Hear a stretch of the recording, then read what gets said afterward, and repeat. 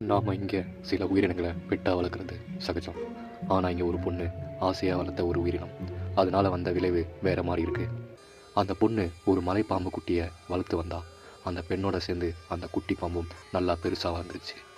அந்த பாம்புக்கு பிடிச்ச மாதிரி ஆடு கோழியெல்லாம் அதுக்கு சாப்பிட கொடுத்தா அந்த பொண்ணு. கொஞ்சம் சில நாளில் அந்த பாம்பு எந்த சாப்பாடும் சாப்பிட்றது இல்லைன்னு கவலைப்பட்ட அந்த பொண்ணு ஹாஸ்பிட்டல் போய் டாக்டரை பார்த்தா. எல்லாத்தையும் கேட்ட அந்த டாக்டர் ஒரு சில கேள்வி கேட்டார். அந்த பாம்பு எவ்வளோ நாள் சாப்பிடாமல் இருக்குன்னு. அந்த பொண்ணு சொன்னால் 28 நாள்னு. நீங்கள் தூங்குறப்போ அந்த மலைப்பாம்பு பெட்டில் உங்களை சுற்றி சுற்றி வருதான்னு கேட்டார்.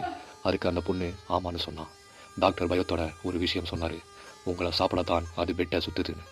உங்களோட உடல் அளவை அது நோட் பண்ணுது. அது செரிமானமாக 28 நாளாக சாப்பிடாமல் இருக்குன்னு. இதை கேட்ட பயந்து போய் அந்த பொண்ணு பாம்பை ஜூவில் விட்டுட்டாங்க. 2 நாள் கழித்து அந்த ஜூமில் பாம்பு இல்லை. அந்த பொண்ணும் எங்கே போனாங்கன்னு யாருக்கும் தெரியலை. என்ன நடந்திருக்கும்?